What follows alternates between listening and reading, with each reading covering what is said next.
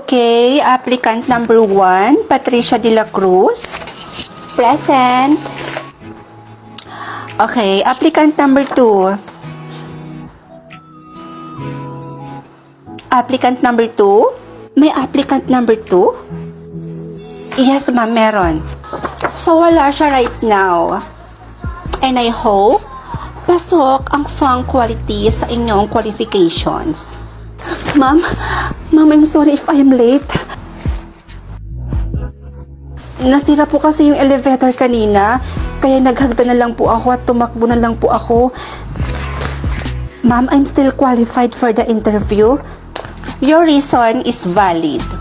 So, kayong dalawa, sundan nyo ko dahil hinihintay na kayo for the interview. Halina kayo. Ikaw ang applicant number 2? Patricia? Hanggang dito ba naman? Nakikipagtalo ka pa rin sa akin, Fernandez? Patricia, hindi ako nakikipaglaban sa'yo. Elementary pa lang tayo, Fernandez. Nakikipag-unahan ka na sa akin. Rank 1, top 1, first honor, valedictorian, ano pa? Magkaiba ang school at sa actual job. At dito ka pa talaga mag-a-apply sa pinag-a-applyan ko? Sabagay, nabalitaan kong gumraduate ka ng college ng nga. Samantalang ako, graduated with flying colors. Cum laude. Hindi ka pa rin talaga nagbabago. Pag alam mong mauungasan ka ng tao, ibababa mo. Mauungasan? So you're trying to say na hindi ako matatanggap dito sa pinag-a-applyan natin? Mga madam, tara na ho. Inaantay na po kayo ni boss.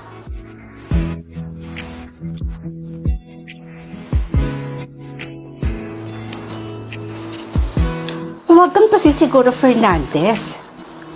Dahil sa ACADS at sa writtens ka lang naman magaling. Pero sa performance, leadership, at sa extracurricular, taob na taob kita. I know, pero somehow, sa strategy, concept, unique ideas, at sa vocabulary, alam kong mas lamang ako sa'yo. So good luck na lang. Pero payo ko sa'yo, bumili ka na ng tissue. Dahil mamaya, iiyak ka.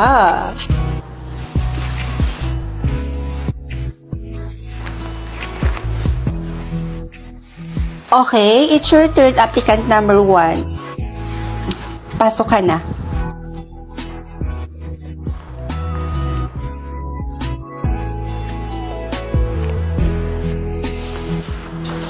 Next, applicant number 2, hinihintay ka na. Finally, may resulta na sa interview ninyo.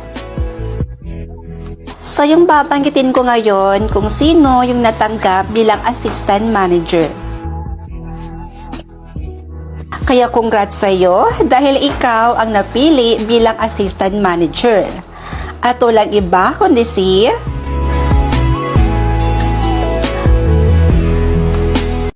Lola, kamusta ka na?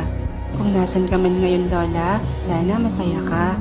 Alam mo, kahit anong panlilibang ang gawin ko sa buhay, lagi ka pa rin sumasakit sa isip ko at napapaiyak na lang ako bigla. Walang araw na hindi kita naiisip at namimiss. Kaya ang ginawa ko, para hindi ako masyadong mangulila sa'yo at para maisip at maramdaman kong nandito ka lang palagi sa tabi ko, ay nagpagawa ako ng big picture frame nating dalawa. Tingnan mo ang ganda-ganda natin dito, diba? Lalong-lalo ka na, Lola. Ang ganda talaga ng ngiti mo at ang tamis talagang tingnan. Sa tuwing nakikita ko to, pakiramdam ko nasa tabi lang kita, parang kasama lang din kita. Pero minsan, may time din na basta na lang akong naiiyak. Siyempre, namimiss ko din yung boses mo, kung paano mo ako pagsabihan, pangaralan, kwentuhan, at yung mga ngiti mong malaanghel. Mag 15 days ka nang wala, Lola, pero bakit ganun? Habang tumatagal, mas lalong sumasakit. Masyado mo kasi akong minahal at mas lalo mong ipinaramdam sa akin na kamahal-mahal ako.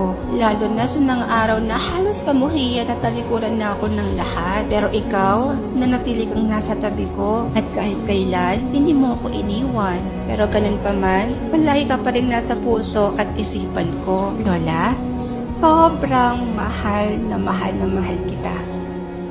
Yung mga mahihirap, kaya lang naman yan sila tumatakbo dahil gusto nilang malasap yung buhay na mayroon sa mga mayayaman. Hindi ba't ang mga mayayaman, sila yung may kadalasang itinatagong kayamanan na hindi naman talaga sa kanila? Para sa inyong mga kabataan, sino nga ba ang dapat manalo ngayong halalan? Ang taong laki sa hirap o ang taong laki sa yaman? Ako na. For me, mas karapat dapat manalo ang mga mayayaman dahil imposibleng maging korap sila, di ba? To be honest, yung mga mahihirap, kaya lang naman yan sila tumatakbo dahil gusto nilang malasap yung buhay na mayroon sa mga mayayaman. Ikaw naman, Team Green.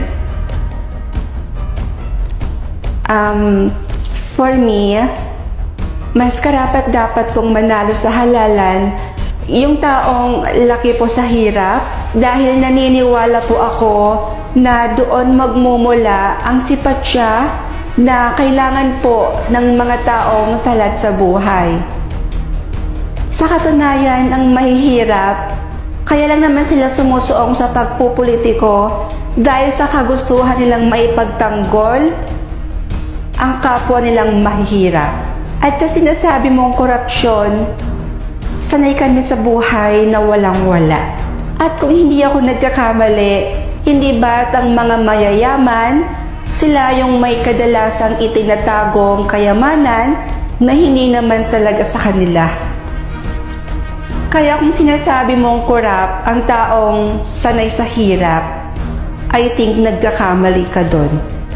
Ngayon ay mayroon na kayong desisyon kung sino nga ba sa kanilang dalawa ang inyong iboboto. Basta ha, Team Red tayo, number one sa balota. O ayan, pisti. Pisting niya uwa. O, number one ha, number one sa balota, iboto nyo ha? Iboto nyo talaga number one sa balota. Ako lang ang iboboto nyo, ha? Ako lang, okay? Ito, number one sa balota. Madam, siguradong panalo na to. Okay na to. Ay naku, Yaya, alam mo, ako lang dapat ang manalo at hindi yung lang yun. Ayoko mapahiya doon sa babaeng yun, no? Speaking, madam, oh. Ayan siya, oh.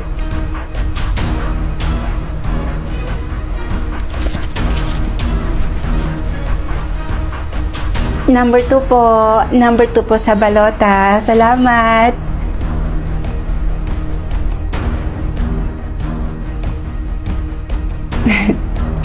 Alam nyo, manalo man o matalo, itutuloy ko pa rin yung yearly fundraising dito sa lugar na to.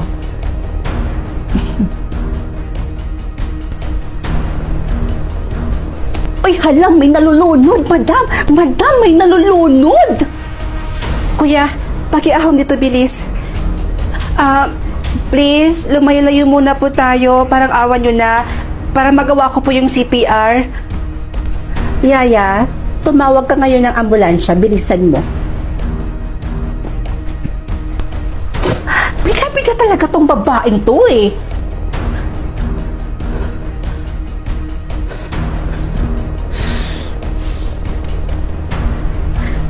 Nay, eto oh. Ayan, pambili niyo ng salbabida. Madam! Alam na nila kung sino yung nanalo. May resulta na. Antayin mo, madam. I-announce na yun nila. Madam! Oh, really? Ngayon, magkakaalaman na. Magandang araw ho sa ating lahat. Gusto ko lang ho malaman ninyo na mayroon na hong resulta ang botohan ngayong araw. At ang nanalo sa inyong dalawa, ang numerong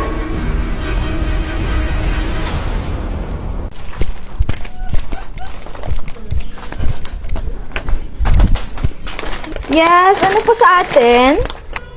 Hoy, bigaon, bahog bilat! Ano ba? Bilis! Bilis! Recall kayo! Matatalo tayo dito! Ryan? Ryan! Ate, bakit? Ryan! Halika rito! Ano ba yan si ate? Nag-i-email yung tao eh! Ate, ano ba yun? Ibili mo nga ako doon ng napkin, isa lang. Ha? Napkin? Bakit ako? Eh, sino yung uutusan ko? Eh, ikaw lang naman yung kapatid kong nandito. Ate, nakakaya ate! Ah, nakakahiya. Mas nakakahiya kapag binugbog kita tapos nagkabukol-bukol yung ulo mo. Ano, bibili ka doon? O bugbubugin kita? Oo na, bibili na! Arte? Ote, pinapabili mo! Ay, teka, balik ka dito. 100 pesos yung binigay ko sa'yo kanina. Bakit 20 lang to? Eh yan, binigyan ng tindera eh! Alam ko na.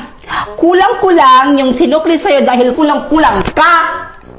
Halika, sugurin natin yung sinasabi mong tindera. Bakit ito lang isinukli sa'yo? Grabe siya ha. Alam na yung kulang-kulang ka tapos kulang-kulang din yung isusukli sa'yo. Halika nga dito.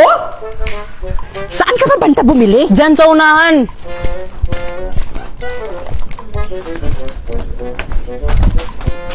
Yes, ano po sa atin?